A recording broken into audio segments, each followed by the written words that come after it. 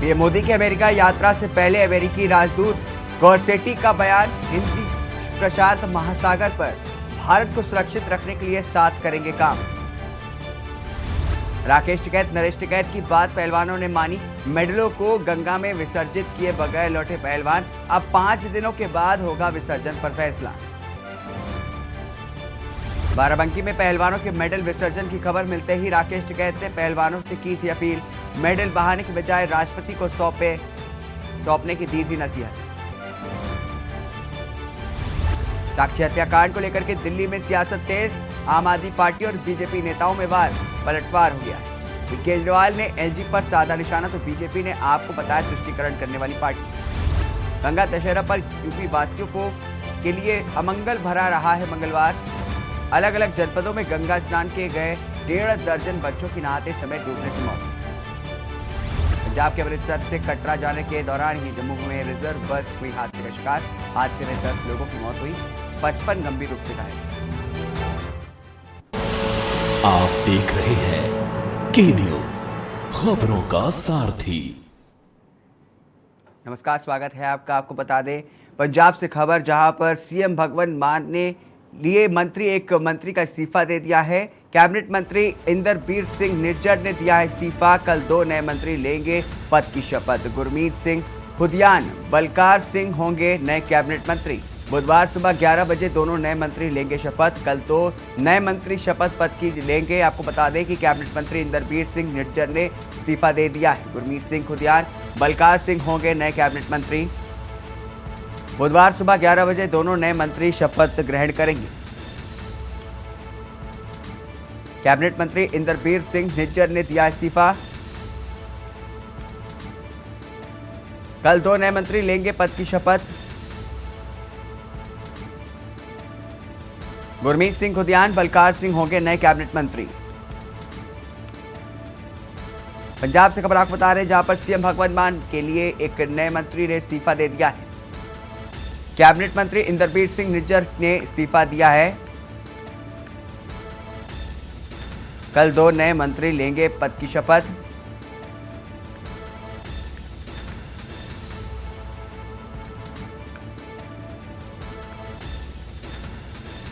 बुधवार सुबह 11 बजे 2 नए मंत्री पद की शपथ लेंगे। कैबिनेट मंत्री इंदरबीर सिंह निज्जर ने दिया इस्तीफा। कल 2 नए मंत्री लेंगे पद की शपथ। गुरमीत सिंह खुदियान, बलकार सिंह होंगे नए कैबिनेट मंत्री। पंजाब से खबर आपको बता रहे, जहां पर सीएम भगवंत मान के एक मंत्री ने इस्तीफा दे दिया है। कैबिनेट मंत्री इंदरबीर सिंह निज्जर ने इस्तीफा दिया है।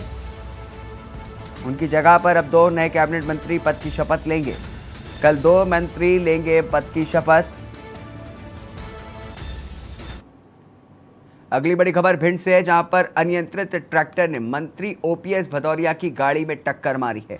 राज्य मंत्री ओपीएस भदौरिया, पीएसओ सहित 3 लोग घायल हो गए हैं।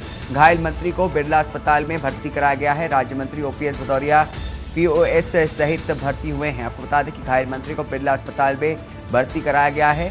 भिंड से खबर आपको बता रहे हैं, जहां पर ग्वालियर NH 719 कैडबरी फैक्ट्री के पास ये हादसा हुआ है। ग्वालियर से भिंड आ रहे थे राज्य मंत्री ओपीएस भदौरिया। मालनपुर थाना क्षेत्र की घटना आपको बता रहे हैं, जहां पर यह हादसा हुआ है।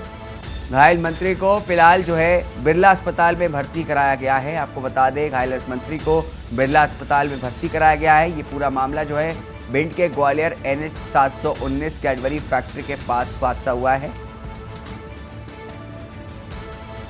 अनियंत्रित ट्रैक्टर ने मंत्री ओपीएस भदौरिया की गाड़ी में टक्कर मार दी। राज्य मंत्री ओपीएस भदौरिया, पीएसओ सहित 3 लोग घायल हो गए। घायल मंत्री को बिरला अस्पताल में भर्ती कराया गया है। बता दें कि पूरा मामला भिंड ग्वालियर के NH 719 कैडबरी फैक्ट्री के पास का है। ग्वालियर से भिंड आ रहे थे राज्य मंत्री ओपीएस भदौरिया, तब यह हादसा हुआ। मालनपुर थाना क्षेत्र की घटना आपको बता रहे हैं। घायल मंत्री को बिरला अस्पताल में भर्ती कराया गया है। भिंड के ग्वालियर NH 719 कैडबरी फैक्ट्री के पास यह हादसा हुआ। अनियंत्रित ट्रैक्टर ने मंत्री OPS भदौरिया की गाड़ी में टक्कर मार दी। इस टक्कर में राज्य मंत्री OPS भदौरिया, PSO सहित 3 लोग घायल हो गए। बता दें कि घायल मंत्री को बिरला अस्पताल में भर्ती कराया गया है। भिंड के ग्वालियर NH 719 कैडबरी फैक्ट्री के पास यह हादसा हुआ।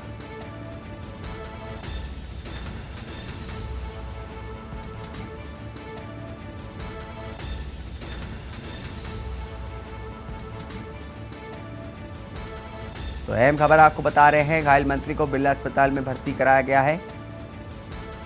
राज्य मंत्री OPS भदौरिया, PSO सहित 3 लोग घायल हैं। पूरा मामला जो है भिंड ग्वालियर के NH 719 कैडबरी फैक्ट्री के पास का है। अगली बड़ी खबर पंजाब से, जहां पर सीएम भगवंत मान कल करेंगे छात्रों से बातचीत। 9वीं कक्षा के छात्रों से सीएम की बातचीत होगी। सुबह 10 बजे स्कूल ऑफ एमिनेंस के छात्रों से बातचीत करेंगे सीएम भगवंत मान। लगभग 94 स्कूलों के छात्र कार्यक्रम में शामिल होंगे। बता दें कि 9वीं कक्षा के छात्रों से सीएम भगवंत मान बातचीत करेंगे कल। सुबह 10 बजे स्कूल ऑफ एमिनेंस के छात्रों से बातचीत करने के लिए पहुंचेंगे सीएम भगवंत मान। लगभग 94 स्कूल के छात्र कार्यक्रम में शामिल होंगे।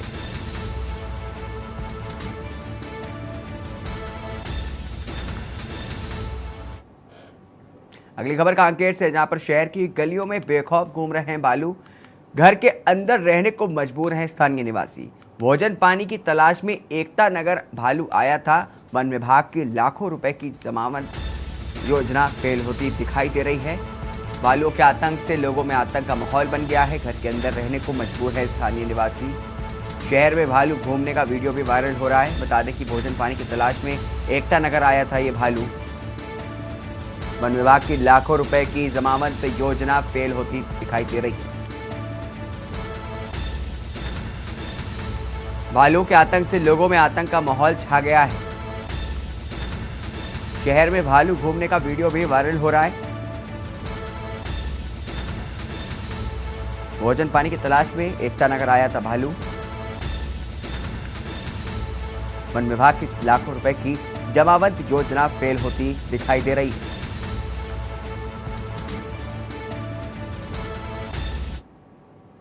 अगली खबर अमरोहा से, जहां पर पुलिस प्रशासन का माफियाओं के खिलाफ अभियान जारी है। गौ तस्करों की अवैध संपत्ति को कुर्किया गया है। 2 गौ तस्करों की 73 लाख की अवैध संपत्ति कुर्की गई है।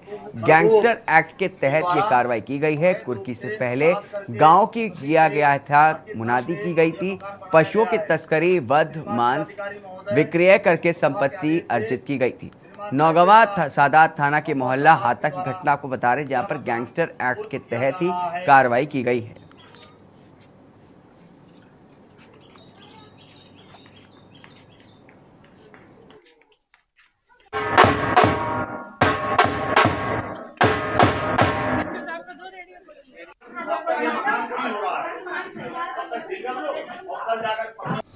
थाना डिडोली क्षेत्र के तथा थाना रजबपुर क्षेत्र के ऐसे अपराधी जो गोकसी के अपराध में लिप्त थे, जिनके विरुद्ध गैंगस्टर की कार्रवाई की गई थी, उनके संपत्ति के अर्जन के संबंध में जानकारी एकत्र की गई थी और जो अवैध संपत्ति उनके द्वारा गोकसी का अपराध कर अर्जित की गई थी, उस संपत्ति के संबंध में जिलाधिकारी महोदय को रिपोर्ट प्रेषित की गई थी, जिसमें जिलाधिकारी महोदय द्वारा 14(1) गैंगस्टर एक्ट के अंतर्गत उस संपत्ति को जब्तीकरण का आदेश पारित किया गया था।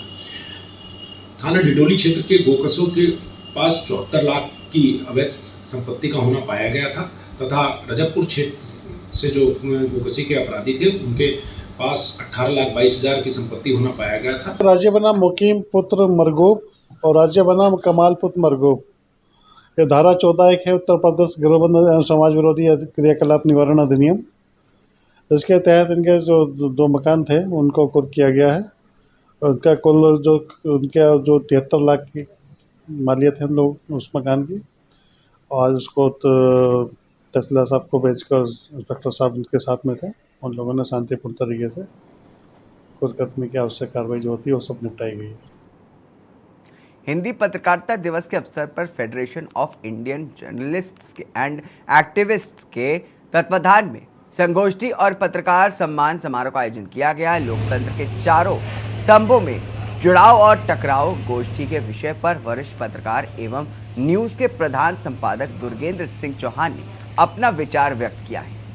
कार्यक्रम में वरिष्ठ पत्रकार रामेश्वर पांडे ने कहा कि जिस तरह शरीर कई अवयवों से मिलकर के बना होता है, उसी तरह हमारा लोकतंत्र है। चारों स्तंभ जरूरी है और सबको अपनी जिम्मेदारी समझनी होगी। वरिष्ठ पत्रकार प्रमोद गोस्वामी ने कहा कि लोकतंत्र के चारों स्तंभों में मीडिया का काम है सबको आईना दिखाना, इसलिए समाज में मीडिया की जिम्मेदारी और बढ़ जाती है। संगठन के राष्ट्रीय अध्यक्ष शांतनु चैतन्य ने कहा कि जब अधिकारों का अतिक्रमण होता है तो टकराव होता है। लोकतंत्र के चारों स्तंभ अपनी अपनी जिम्मेदारी सही ढंग से निभाएं तो देश और मजबूत होगा। चैतन्य ने संगठन के लोकनीति के सिद्धांतों के बारे में भी बताया।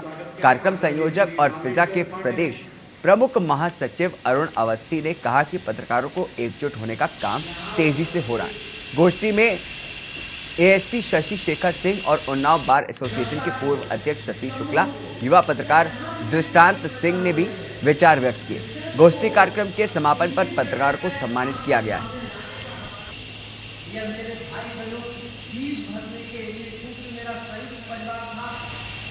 इसलिए कोई असुविधा नहीं हुई, लेकिन अगर पिताजी के आदरणीय श्री रामेश्वर पांडे जी का पुष्प देकर सम्मान है। आप लोग की तालियां शांतनु चैतन्य जी, प्रमुख माननीय राष्ट्रीय अध्यक्ष फिजा,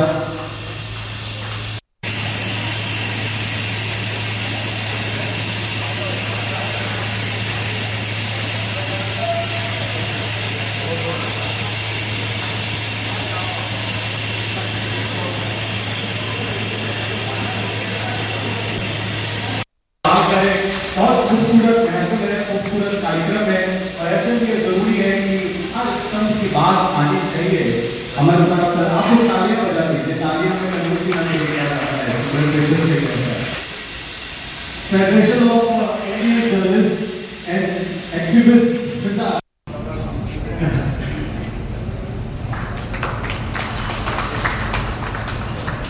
बेहद खास मौका है। फिजा ने हमें मौका दिया, इस तरह के सम्मान मनोबल बढ़ता है और ये मनोबल बना रहना चाहिए। उसको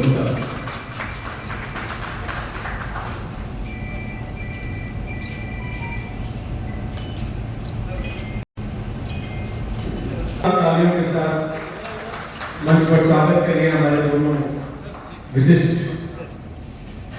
जनों का।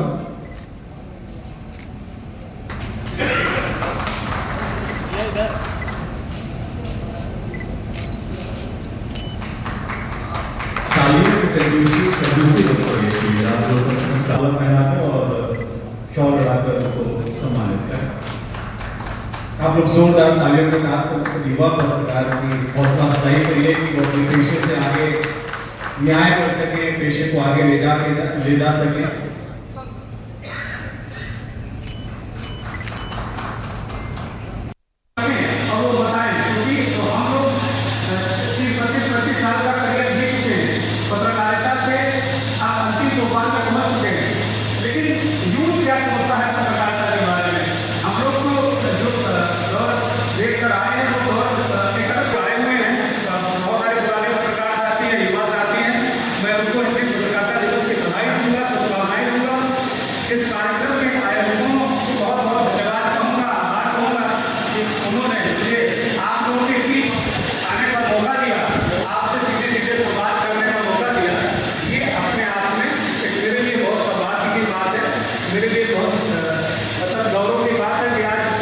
हमारे तमाम युवा साथियों और जो भी मौजूदा साथी हैं उनको भी यही निवेदन, यही संदेश कि कम से कम वो पत्रकारिता करें।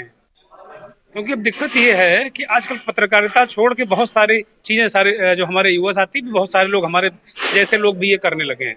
तो पत्रकारिता करें और जुझारूपन, हो सकता है कि हम सब अपने अपने काल को महान बताते हैं और अगले काल को कहते हैं कि भाई वो काल हमारे जैसा नहीं है। मैं ऐसा नहीं मानता, लेकिन कम से कम वो जुझारूपन जो हमें विरासत में मिला है पत्रकारिता में, वो जुझारूपन कायम रखे। पत्रकार बेहद संवेदनशील होता है, जो बहुत संवेदनशील होता है वही पत्रकार हो सकता है। संवेदना को जिंदा रखें, जुझारूपन को जिंदा रखें और पत्रकारिता करें, सिर्फ और सिर्फ पत्रकारिता। द्वारा राष्ट्रीय अध्यक्ष बतौर राष्ट्रीय अध्यक्ष होने के नाते आप युवा पत्रकारों को क्या संदेश देना? युवा पत्रकारों के लिए मेरा एक ही संदेश है कि वो किसी भी दबाव में ना आए, किसी भी प्रभाव में ना आए, वो निष्पक्ष होकर अपनी पत्रकारिता करें और ये मान के चलें कि अगर वो निष्पक्ष होकर अपनी पत्रकारिता करेंगे तो कोई भी दबाव, कोई भी प्रभाव उन पर कोई असर नहीं कर पाएगा। वहीं कायमगंज स्थित सीपी गेस्ट हाउस में आउट स्पीच कार्यक्रम का आयोजन किया गया।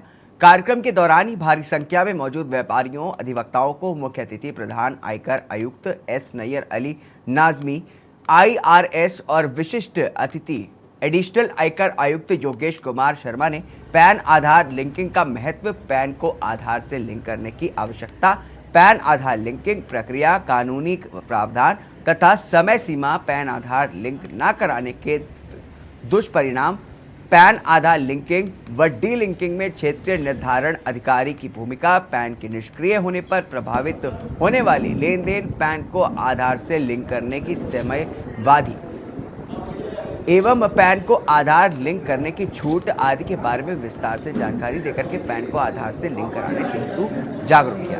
कार्यक्रम के दौरान फारुखाबाद के आयकर विभाग आयकर अधिकारी विनीत कुमार तिवारी और आयकर निरीक्षक हरिओम त्रिवेदी ने प्रोजेक्टर के माध्यम से पैन को आधार से लिंक कराने के महत्व एवं दुष्परिणाम के बारे में विस्तार से जानकारी दी गई। कार्यक्रम के दौरान ही कायमगंज के प्रमुख उद्योगपति, समाज सेवी सत्य प्रकाश अग्रवाल समेत अन्य लोगों ने मुख्य अतिथि प्रधान आयकर आयुक्त एस नैयर अली नजमी और एडिशनल आयकर आयुक्त योगेश कुमार शर्मा को माल्यार्पण करके स्मृति चिन्ह किया गया।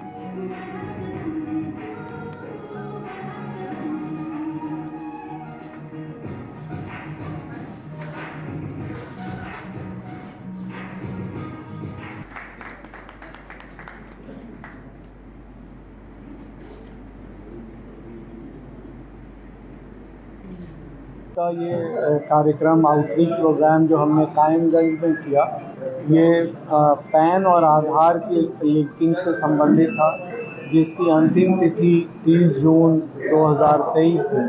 तो जो भी पैन धारक हैं, जो भी लोग हैं जिनको पैन और आधार इशू हुए, उनको अपना पैन आधार के साथ लिंक कराना आवश्यक है, क्योंकि 30 जून तक अगर उनका पैन आधार के साथ लिंक नहीं हुआ तो बहुत सारे ट्रांजैक्शन, जैसे वो अपने बैंक खाते ऑपरेट नहीं कर पाएंगे, उनको TDS की दर जो है वो बढ़ी हुई रेट पे उनका TDS होगा, 20% टैक्स देना पड़ेगा जो 10% होता है, और भी कई सारे ट्रांजैक्शंस में शायद वो ना कर पाएँ। इसलिए मेरा अनुरोध है सभी करदाताओं से, सभी व्यापारियों से कि जो भी इंडिविजुअल टैक्स पेयर्स हैं उन सबको अपना आधार अपने पैन के साथ लिंक करा लेना चाहिए। वहीं सुल्तानपुर में आज डिप्टी सीएम ब्रजेश पाठक ने 100 शैय्या युक्त चिकित्सालय का उद्घाटन किया। लंबे अरसे से क्षेत्रवासियों को इस चिकित्सालय के शुभारंभ का इंतजार था, जिसे आज डिप्टी सीएम ने शुभारंभ करके क्षेत्रवासियों को एक बहुत बड़ी सौगात दी। डिप्टी सीएम ने उद्घाटन के उपरांत चिकित्सालय का निरीक्षण किया। चिकित्सालय के उद्घाटन अवसर पर MECL के स्वतंत्र निदेशक सतीश शरण त्रिपाठी ने वीर सिंह पर पुस्तकालय का चिकित्सालय को भी एक एम्बुलेंस भी भेंट की। इस दौरान उन्होंने कहा कि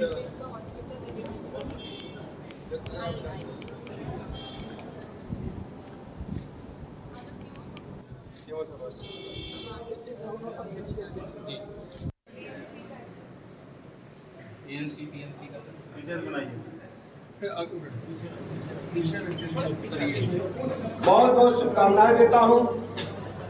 इस हॉस्पिटल के खुलने से या प्रारंभ होने से आसपास के मरीजों को बहुत सुविधा मिलेगी।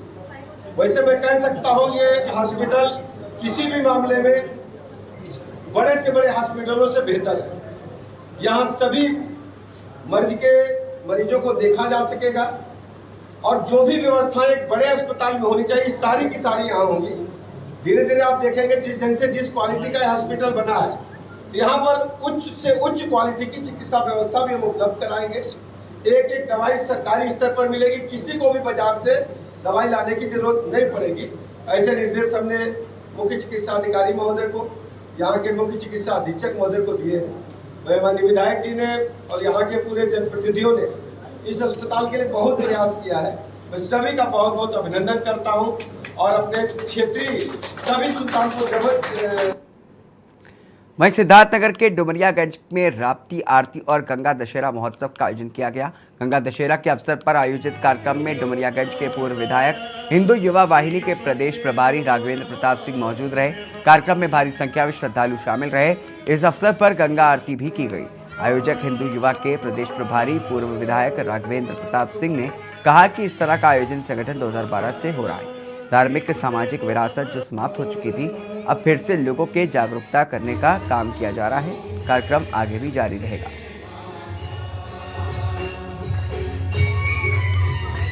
दो 2012 से माँ चरावती की आरती हर रविवार को शुरू की गई थी। गंगा दशहरा का पर्व 2013 से प्रारंभ किया गया। 11वां वर्ष मेरे ख्याल से हो रहा है और हर वर्ष भव्य तरीके से माँ चरावती राप्ती के तट पर हम माँ चरावती से प्रार्थना करते हैं और उसी प्रार्थना की भी देन है कि हमारे क्षेत्र में सुख समृद्धि और शांति के तरफ हम आगे बढ़ रहे हैं। आज का दिन तो ऐसे भी महत्वपूर्ण है, एक तो बड़ा मंगल का दिन है और दूसरे गंगा दशहरा का पर्व है। तो यहाँ पे ये गीत, भक्ति गीत और प्रसाद का वितरण का कार्यक्रम है। आप देखिए बड़ी संख्या में, यहाँ कई हजार की संख्या में धीरे धीरे लोग आते और जाते रहते हैं। आज के दिन हम आपके माध्यम से सबको बहुत बहुत बधाई, बहुत बहुत शुभकामनाएं देते हैं। कांकेर जिला पटवारी संघ द्वारा लगातार किया जा रहा है प्रदर्शन। खबर कांकेर से है, जहां पर 8 सूत्रीय मांगों को लेकर के 16वें दिन भी पटवारियों का धरना प्रदर्शन जारी रहा। पटवारियों ने काला कपड़ा पहन करके विरोध जताया है। पटवारियों ने 8 सूत्रीय मांगों का वेतन विसंगति दूर करने, सीनियरिटी के आधार पर पदोन्नति और विभागीय नियमित परीक्षा, संसाधन एवं भत्ता, स्टेशनरी भत्ता, मुख्यालय में निवास की बाध्यता खत्म करने और विभागीय जांच के बिना FIR दर्ज नहीं करने जैसे 8 सूत्रीय मांग को लेकर के प्रदर्शन जारी है। पटवारियों ने मांग की कि पूरी नहीं होने पर आंदोलन में डटे रहने की जानकारी दी है।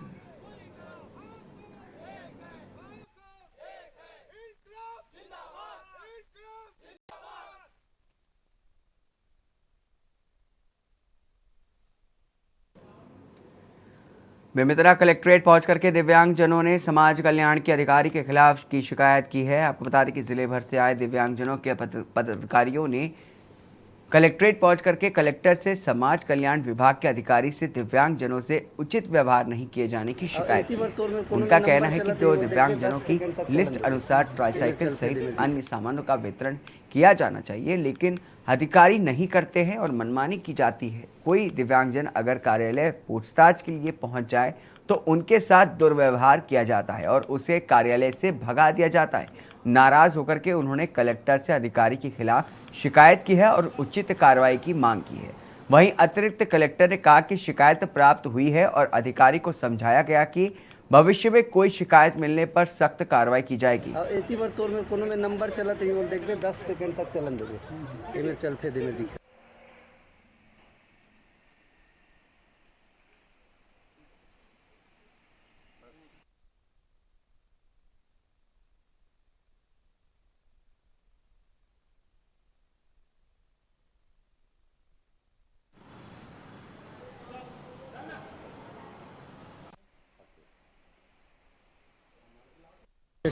माननीय श्रीमान जी, हम लोग कलेक्टर साहब से इसलिए मुलाकात करने आए हैं कि हमारा ही समाज कल्याण है विकलांगों के लिए, परंतु समाज कल्याण विभाग के उप संचालिका श्रीमती बरखा कासू ये कह के हम लोगों को बाहर निकाल देती है कार्यालय से कि आप क्यों आते हो, बार बार हमारे कार्यालय में आने की ज़रूरत नहीं है, आप लोग बाहर जाइए। इस तरीके दुर्व्यवहार करती है।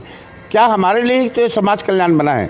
जो हितग्राही वहाँ जाते हैं जो जिनको मोटराइज गाड़ी मिलना है, श्रवण यंत्र मिलना है, मोबाइल मिलना है, व्हील चेयर मिलना है, इनसे भी कहते हैं कि जब आएगा तो मिलेगा। आप लोग बार बार यहाँ शक्ल दिखाने मत आया करो। की अपेक्षा पैसे नहीं जाते उससे। कुछ दिव्यांगजन के पदाधिकारी और दिव्यांगजन लोग आए हुए थे। उन्होंने उप संचालक समाज कल्याण के विरुद्ध दुर्व्यवहार की जनक शिकायत की है। उनको संबंधित अधिकारियों को समझाइश दी गई है और यदि इस तरह की पुनरावृत्ति होगी तो उनके खिलाफ कार्रवाई भी की जाएगी। सर,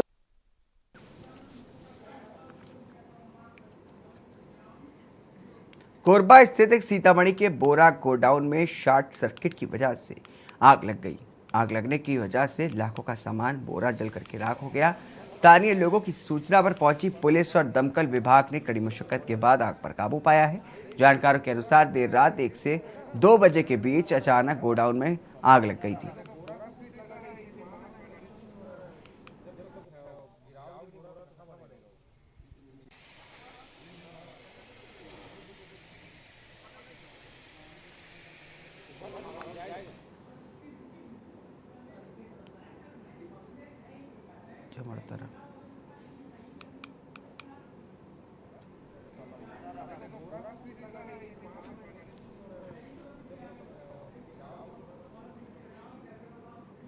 कांकेर के ग्राम जवरतरा में बैंक ऑफ बड़ौदा ग्राहक सेवा केंद्र पर आधार कार्ड से मशीन में अंगूठा लगा करके बैलेंस चेक करने के नाम पर अलग अलग समय पर 1,49,000 रुपए बुजुर्ग महिला के खाता से आरोपी ने निकाला है। कोरर थाना पुलिस अधिकारियों ने आरोपी को धारा 420 के तहत न्यायिक रिमांड पर जेल भेज दिया है और आरोपी की पहचान लोकेश कुमार नेताम के रूप में की है।